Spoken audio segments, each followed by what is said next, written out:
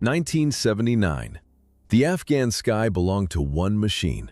Soviet pilots called the Mi-24 the Satan's Chariot. It was a 5-ton Predator wrapped in steel and glass. A heavy, rhythmic chopping sound echoed off the canyon walls. Dust clouds exploded. People dropped their tools and bolted from open fields. A massive shadow swept across the valley floor, moving at 200 kilometers per hour. The flying tank was here. In those early years, the Mi-24 felt invincible. Mujahideen rebels watched from the crags as rockets turned their outposts into scrap. The Soviet crews operated with the cold confidence of gods. What could break the spine of the Soviet war machine in these mountains? The answer lies in a tactical paradox. By 1986, the myth of invincibility vanished. A new threat emerged from the ridges, turning the cockpit into a coffin. The hunters became the hunted. The psychological toll was measurable. Pilots stopped trusting their armor. They began carrying Makarov pistols in their flight suits. The weapon weighed exactly 730 grams. It wasn't for the enemy, it was for themselves, to be used before the burning wreckage hit the ground. The era of absolute aerial terror ended in the jagged peaks. One moment they ruled the sky, the next they were falling out of it. The elite crews now flew with one eye on the horizon and one hand on their sidearms. The secret to the invulnerability of the Satan's Chariot in 1979 lay at 3,000 meters. At this altitude, the Soviet doctrine transformed into cold, mathematical certainty. The Mi-24 did not just fly, it dominated through calculated distance. The machine's service ceiling reached 4,500 meters. This was enough to clear nearly every jagged Afghan pass. Pilots maintained a precise working height of 3,000 meters for their strikes. It was not a random choice. 3,000 meters. At this range, bullets from heavy DSHK machine guns lose their kinetic energy. They tumble, they fall short. The kinetic impact becomes zero. The Mi-24 remained physically untouchable for the Mujahideen. The rebels relied on the ZPU-1 anti-aircraft cannon. It was a formidable weapon on flat ground, but against a target 3 vertical kilometers away, it was useless. The Hind operated in a dead zone for ground fire. It was a mechanical predator, firing from a sanctuary of thin air. The machine stayed beyond the reach of the ZPU-1. To deliver that fire from 3,000 meters, engineers built a flying fortress of titanium and glass. It was a mechanical anomaly, a hybrid designed to carry a full infantry squad into the meat grinder and then erase the landing zone itself. Why did a gunship need a troop compartment? The Soviet High Command envisioned a brutal cycle. Incinerate a square kilometer with rockets, then immediately offload paratroopers onto the smoldering ruins. The protection was absolute. A tub of titanium armor encased the crew, thick enough to defy physics. Imagine the sound inside. 23mm anti-aircraft shells slamming into the fuselage. Metal clanging against metal. The rounds didn't penetrate. They simply bounced off the gray skin of the beast. Speed was its second skin. 335 kilometers per hour. For an armored monster, this was a sprint. It moved too fast for manual aiming, a blurred shadow over the jagged Afghan ridges. The lethality sat in the chin. The 4-barrel Yak-B machine gun began its cycle. The barrels blurred into a spinning gray disc. Spent brass cascaded from the ejector chutes in a steaming waterfall. 5,000 rounds per minute. At that rate, the 12.7mm fire functioned like a circular saw made of lead. Mud brick walls didn't just break, they turned into clouds of fine, red dust. If the gun wasn't enough, the stubby wings held the heavy solution. Racks of 57mm rockets waited under the pylons. A single pilot command sent dozens of high-explosive projectiles screaming toward the mountain trails. The pilot pulled the trigger, launching a volley of 57mm rockets into the center of the rebel convoy. Titan armor and the Yak-B machine gun forged a sense of absolute superiority. This confidence soon scaled to an industrial level. By 1981, the Soviet Union deployed nearly 300 helicopters to the Afghan theater. Over 200 were Mi-24s. Within 2 years, the fleet swelled to more than 500 machines. A massive steel ceiling hung over the mountains. The Mi-24's shadow glided silently across the dust ahead of Soviet convoys. It was a black, predatory shape. Ground resistance often vanished before a single shot was fired. The mere presence of the Hind cleared the path. Did the Mujahideen have an answer? In the early years, they had nothing but bolt-action rifles against flying tanks. Soviet pilots in elite regiments flew with cold aggression. They took to the air under the call sign Gray Wolves. These men believed their machines were invincible. Losses were rare. The Hind's armor and altitude kept it beyond the reach of tribal militias. The air belonged to the Red Army. This dominance lasted for 7 years. September 25, 1986, the jagged canyons near Jalalabad. Soviet aviation finally hit a wall built of mathematics rather than raw muscle. The CIA's logistics were a shadow play. They shipped the first crates to Pakistan. The ISI took over. They buried the tubes under sacks of grain and crates of rifle rounds. Convoys crawled across the border in total silence. How did engineers and farmers with 2 hours of training destroy a $15 million war machine? The process was primitive. A Mujahideen fighter stands on a ridge.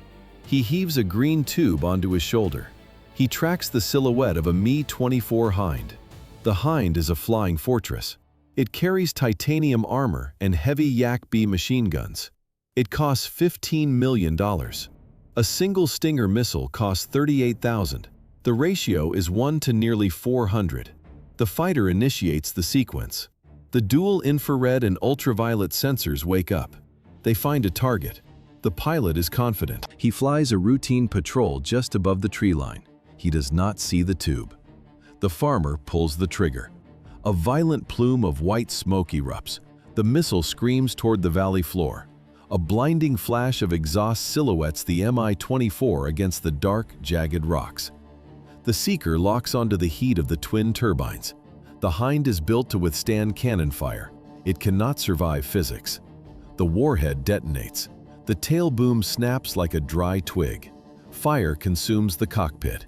The $15 million gunship struck the boulders and disintegrated into a rain of burning scrap. 79%. That was the mathematical probability of death. One shot under Jalalabad was not a fluke. It was a systematic execution. The missile did not just destroy a helicopter. It launched a chain reaction of calculated attrition. The numbers were absolute. Out of 340 documented launches, 269 Soviet aircraft never returned to base. This meant 4 out of every 5 missiles found their mark. It was a level of efficiency unseen in the history of portable air defense. 27 Mi-24 Hinds were confirmed lost to this specific weapon. Each wreck represented $15 million and years of aviation engineering turned into scrap in under 6 seconds. The scale of the disaster was no longer a tactical problem. It was a statistical sentence. Engineers searched for a solution. They found none. No amount of extra armor or updated countermeasures could hide the heat of an engine from a sensor that saw through every trick. The Soviet Air Force ran out of answers. The high kill rate was no accident. It was a mathematical trap engineered into the seeker head of the FIM-92 Stinger. Soviet pilots relied on magnesium flares, brilliant white bursts designed to pull a missile away. Why did these heat traps, which saved crews for years, suddenly fail? The Stinger used a dual-channel optical sensor, infrared and ultraviolet. The infrared eye saw the heat. The ultraviolet eye saw the silhouette. Flares are hot, but they lack the specific ultraviolet signature of a jet exhaust. The missile compared both signals in a fraction of a second. It saw the flare as a lie. It saw the dark, cold shape of the Mi-24 engine as the only truth. Deception became impossible. The physics of the strike left no room for error. The operator pulled the trigger. The seeker locked. The missile cleared the tube and accelerated to Mach 2.2. That is 750 meters per second. Imagine a Hind hovering at 4,000 meters. The pilot feels safe. He is beyond the reach of heavy machine guns. The Stinger covers that distance in less than 6 seconds. The pilot has no warning, no time to maneuver. no chance to prey. The FIM-92 does not even need a direct hit. A laser or electromagnetic sensor detects the target's skin. The proximity fuse triggers at a distance of 1 meter. The warhead detonates. 3 pounds of high explosives shatter into thousands of razor-sharp tungsten fragments. The shrapnel shreds the thin aluminum of the tail boom. It pierces the oil lines. It turns the high-speed turbine blades into a cloud of jagged metal. While engineers analyze shrapnel patterns in the wreckage, a strategic doctrine 7 years in the making collapsed in Moscow. The era of absolute air monopoly ended on a hillside. For 7 years, the Soviet High Command relied on a single mathematical truth: height equals safety. Pilots flew high-altitude strikes, looking down on the war from 4,000 meters. They were untouchable. The Mi-24 Hind was a flying tank, encased in titanium armor and moving at 300 kilometers per hour. It was the apex predator of the Afghan sky. The FIM-92 Stinger changed the equation. The missile ignored the titanium plating. It hunted the heat of twin engines burning like beacons in the cold mountain air. At Mach 2.2, the Stinger closed the gap in seconds. Soviet pilots had no warning systems for this. No flares, no maneuvers. The cockpit, once a fortress, became a pressurized trap. Reports filtered into the Kremlin, first as rumors of new American toys, then as a cold list of tail numbers. Moscow demanded explanations. Engineers scrambled to design countermeasures, but the math was brutal. A multi-million-dollar helicopter was being traded for a tube that cost a fraction of the price. The tactical monopoly was dead. Ground operations, once shielded by the roar of the Hind, now stalled. Commanders realized the Red Army no longer owned the sky. In the hallways of the General Staff, the realization took hold.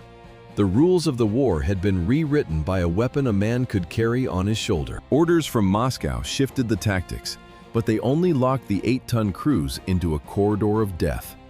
The mathematical certainty of a safe flight vanished. What was more terrifying? An invisible missile at 3,000 meters, or a machine gun ambush at the level of the treetops? There were no safe altitudes left. None. This tactical dead end would break the collective psyche of the Soviet crews until the final days of the war. The trap had 2 jaws. Above 2,000 meters, the Stinger owned the sky. The Seeker ignored flares. It ignored evasive turns. Once the heat of the twin engines entered its logic, the missile tracked with mechanical spite. The weapon's reach stretched to 5,000 meters. This overlapped the very zones Soviet doctrine once labeled safe. Escape meant diving, but the ground was a different kind of furnace. At treetop height, the Mi-24 became a massive, sluggish target. Afghan fighters turned the valleys into funnels. They waited. The pilots sat in a suffocating cage. Sweat soaked through flight suits in the cramped cockpits. The air smelled of hot hydraulic fluid and dust. To survive the ground fire, crews bolted heavy armor plates to the helicopter's belly. It was a desperate, crude fix. The weight was the enemy. A heavy DSHK machine gun fires 600 rounds per minute. Each 12.7mm bullet could punch through the ventral plating before a pilot could even begin a bank. The armor meant to save them only made the machine heavier. It slowed the climb rate. It killed maneuverability in the thin mountain air. The Mi-24 was never a ballerina. It was a flying tank weighing over 8 tons. Fully loaded, it could not outclimb a missile. It could not outturn a heavy caliber burst. Pilots were caught in a geometric nightmare. High altitude meant a Stinger lock. Low altitude meant a DSHK ambush.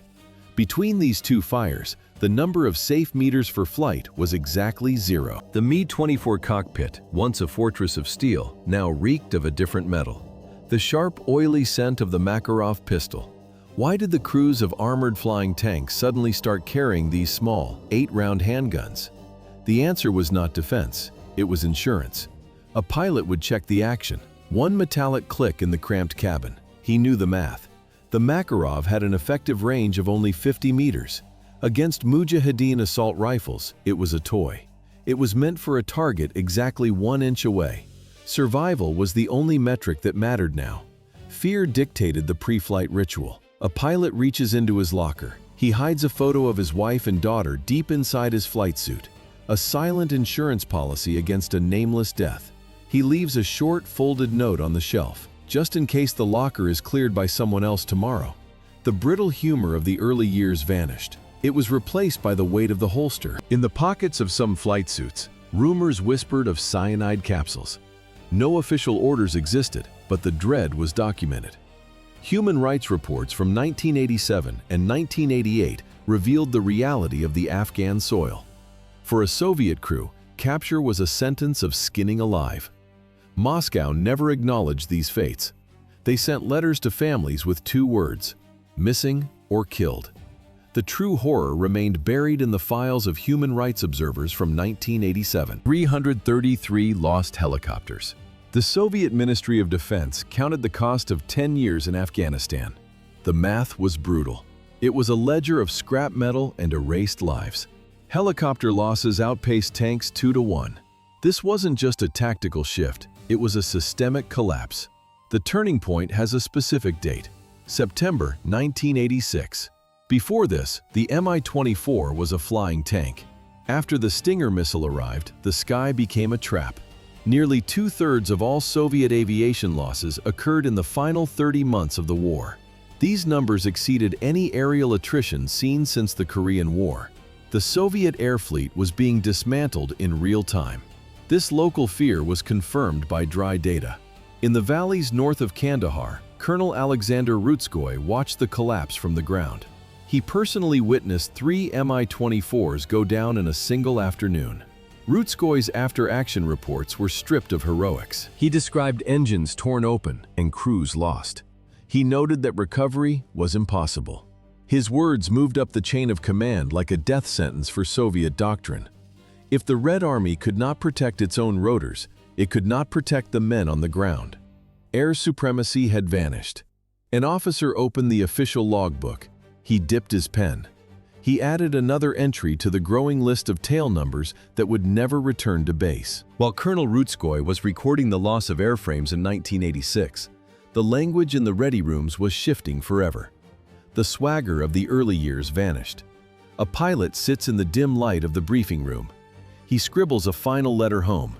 He seals the envelope and leaves it on the wooden table, a silent insurance policy before the engines even start. The air smelled of stale tobacco and jet fuel. In these shadows, the gray wolves of the early war were gone. A new name took their place: Mandatny Matrosovsky. In 1943, Alexander Matrosov threw his chest against a German machine gun to save his unit. It was the ultimate Soviet myth of self-sacrifice. But after 1986, the propaganda turned into a death sentence. To the crews, Matrosov wasn't a hero anymore. He was a daily reality.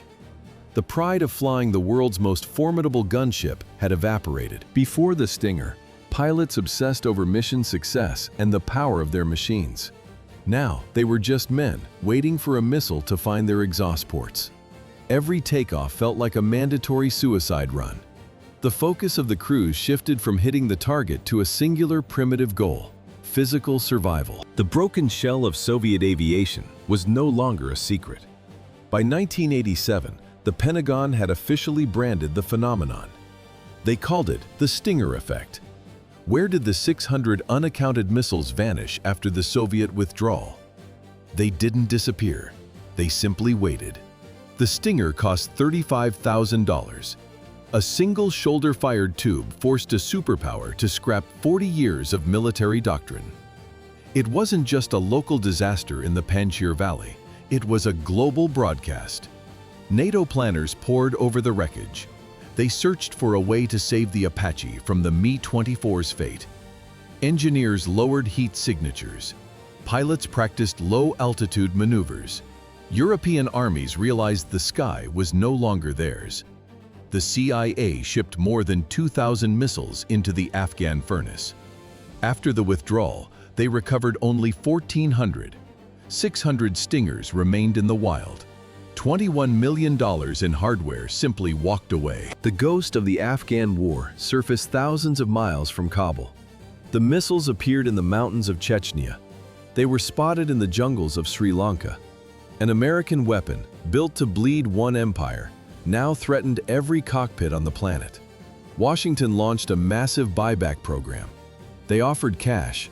They offered amnesty. Mujahideen commanders refused to return the remaining launchers. CIA technology leaked. It bled into the black market and exposed a systemic financial rot in modern warfare. The cost of a superpower's pride was measured in billions. The cost of its downfall was a fraction of that. The Soviet Union burned $240 billion in the Afghan mountains, an economic black hole. The United States spent just $3 billion on the entire Stinger program. For every Mi-24 Hind that dissolved into a ball of fire, millions of rubles vanished. The math of war shifted. A $35,000 missile versus a $20 million gunship. The math didn't favor the empire. Look at the screen. A modern attack helicopter flares. It banks hard. A white trail streaks from a shoulder-launched tube. Impact. The fuselage cracks. Thick, oily black smoke rises from the wreckage. It is the same toxic cloud that hung over the Panjshir Valley 40 years ago. Identical. Only the GPS coordinates have changed. From the plains of Ukraine to the ruins of Syria, the cycle repeats. High-tech armor meets cheap, portable adaptation. The result is always the same. A soldier exhales. He pulls a trigger on a tube made of fiberglass and wires. A machine that took a decade to design turns into scrap metal in 4 seconds. Modern Russian helicopters continue to fall to new generations of Western man-portable missiles.